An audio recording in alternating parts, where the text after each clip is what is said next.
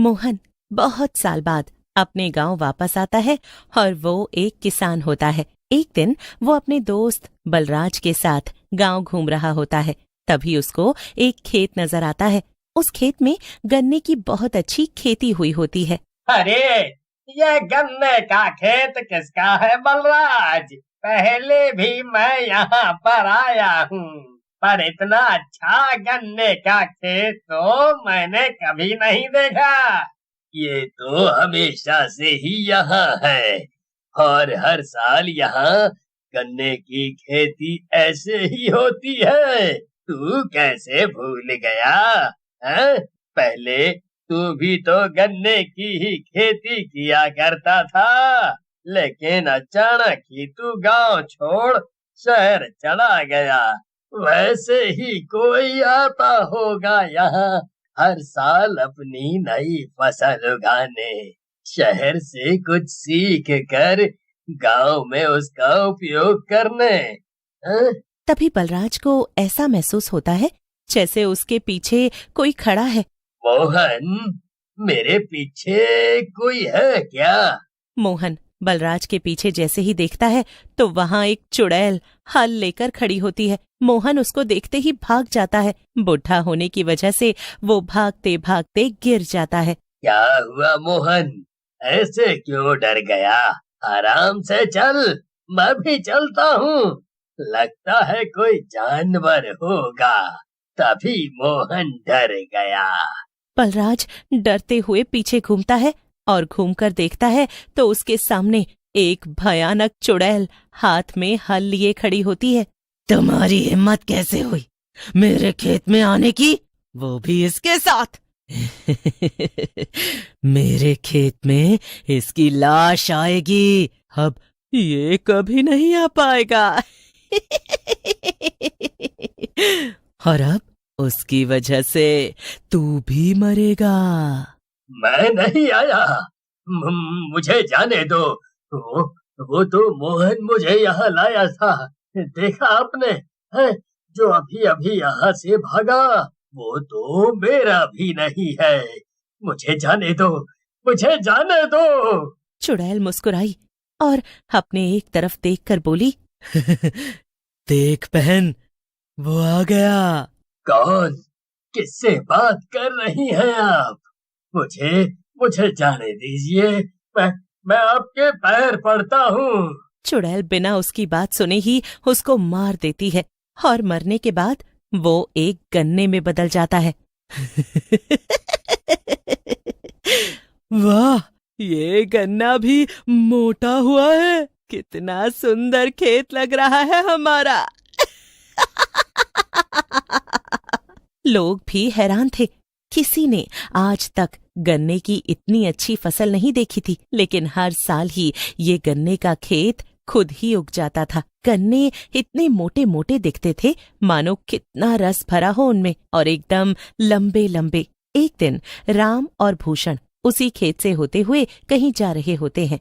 अरे राम भैया, देखो तो ये गन्ने का खेत कितना अच्छा लग रहा है। हाँ भूषण, इसकी फसल तो सच में बहुत अच्छी लगी है। क्यों ना रात में आकर कुछ गन्ने चुरा लेते हैं और फिर बैठकर आराम से खाएंगे। देखेंगे कितना स्वादिष्ट है ये गन्ना। हाँ ठीक है, कुछ गन्ने खाएंगे और कुछ गन्ने का जूस बनाएंगे ताकि बच्चे भी उसका थोड़ा थोड़ा स्वाद लेकर पी सकें। राम और भूषण रात को निकल जाते हैं और बिना आवाज किए गन्ने के खेत में पहुंचते हैं और वहां से गन्ने निकालकर अपने घर की तरफ चले जाते हैं। इस बात का अंदाजा चुड़ैल को नहीं होता है। तभी वहां खेत में चुड़ैल आ जाती है और देखती है कि उसके गन्ने गायब हैं। कौन कौन मेरे गन्ने चुरा कर ले गया? अब मैं उनको जिंदा नहीं छोड़ूंगी। वहां राम और भूषण मजे से गन्ने खाने बैठ जाते हैं, लेकिन तभी राम को टॉयलेट लग जाती है और वो चला जाता है। लेकिन भूषण से नहीं रहा जाता और वो गन्ना खाने लगता है।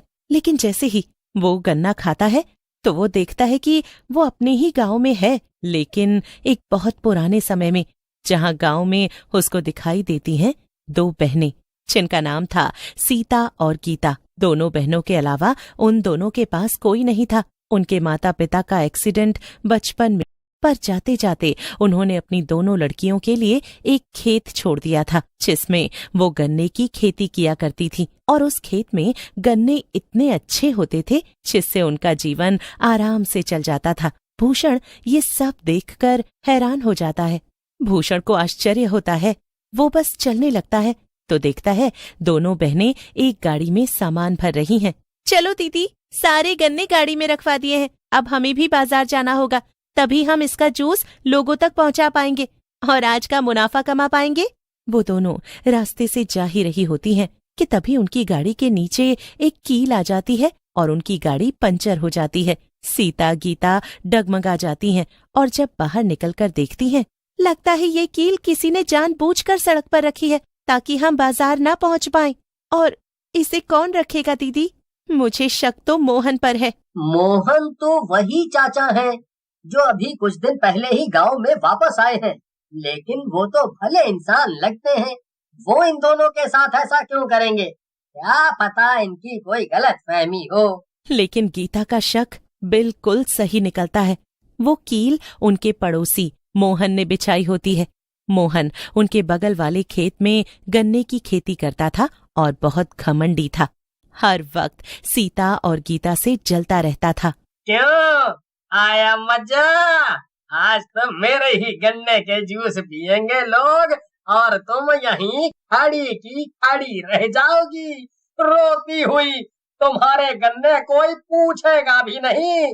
अब यहीं रहो अपने गन्ने लेकर। ऐसा देखने में आया था कि मोहन को हमेशा ये बुरा लगता था कि सीता और गीता उससे ज्यादा अच्छी खेती करती हैं और अपना जीवन काफी अच्छे से बिताती हैं। वहीं मोहन घमंडी के साथ आलसी भी होता है। वो ज्यादा मेहनत नहीं करता था, इसीलिए उसकी खेती अच्छी नहीं होती थी। कब तक तुम ऐसे ही गलत काम करके हम लोगों को रोकोगे? कभी न कभी तो तुम्हें भी सजा मिलेगी ही। बेशक आज न मिले, लेकिन कभी तो मिलेगी ही। मोहन, आज तुम हमारे हक की रोटी खा लोगे, कल तुम्हारे हक की कोई और खाएगा। सीता और गीता की गांव में सभी से बनती थी, इसलिए उस दिन भी जब वो सड़क पर अकेली खड़ी होती हैं तो भैरव काका अपने फलों को लेकर उसी रास्ते से जा रहे होते हैं और देखते हैं कि उनकी गाड़ी पंचर हो गई है। क्या बताएं काका, हर बार की तरह ये मोहन हमसे जलता है ना, इसीलिए गाड़ी पंचर करके खुद आगे चला गया। अब जाएं भी तो जाएं कैसे, इसीलिए यहाँ पर खड़े हैं। ऐसे कैसे? मैं हूँ ना, मैं तुम दोनों को वहाँ तक छोड़ कर आऊंगा और फिर वापस लेकर भी आऊंगा। तुम चिंता मत करो, सारे गन्ने मेरी गाड़ी में रख दो और चलो मेरे साथ। सीता और गीता उनकी बात सुनकर बहुत खुश हो जाती हैं और उनका शुक्रिया अदा करते नहीं थकती। दीदी, आज हम भले ही लेट आए हैं, लेकिन हमारे सारे गन्ने बिक गए और जूस भी। हमारी मेहनत का फल हमें मिल गया दीदी।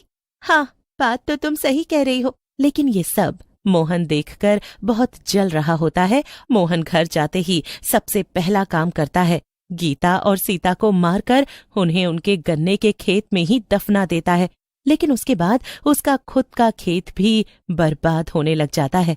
मोहन उसी समय शहर के लिए निकल जाता है और फिर वहीं रहने लग जाता है। इसके बाद भूषण वापस अपने समय में आ जाता है। भाई राम, जल्दी से उठो, ये गन्ने कोई मामूली गन्ने नहीं है। भूषण, क्या बकवास कर रहे हो? समझ सकता हूँ कि स्वाद में अच्छे हैं तो तुम कुछ भी बोल रहे हो हैं? अरे ये गन्ने उन दो बहनों के हैं और जादुई हैं। हमें कैसे भी ये गन्ने वापस खेत में रखने होंगे। तुमने सुना था वो मोहन चाचा जो शहर से यहाँ रहने आए हैं, आखिर शहर क्यों गए थे? हाँ सुना तो है, लेकिन पता नहीं, मुझे क्या मालूम क्या हुआ है। उनका कुछ काम होगा शायद, या उनका मन नहीं लगता होगा तो यहाँ चले आए। भूषण और राम मोहन को पकड़कर उस खेत में ले जाते हैं और चारों तरफ अंधेरा हो जाता है। अचानक से दो चुड़ैलें वहां आती हैं। दोनों चुड़ैल उसको पकड़कर मार डालती हैं और सारे गन्ने एकदम से खत्म हो जाते हैं और उनकी जगह लोग आ जाते हैं, जिनको देखकर गांव वाले बहुत खुश हो जाते हैं। जैसे ही वो मोहन को मारती हैं, उनको शांति मिलती है और वो चुड़ैल मुस्कुराते हुए गायब हो जाती हैं। अब तो गन्ने का जूस पीने में डर लगेगा। कहीं हम भी वो गन्ना ना बन जाए।